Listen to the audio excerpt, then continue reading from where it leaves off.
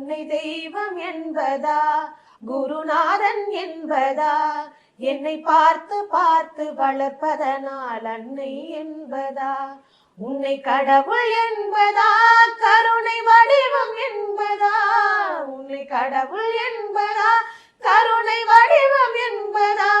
ஐயா ஞான தானம் தந்த உன்னை தந்தை என்பதா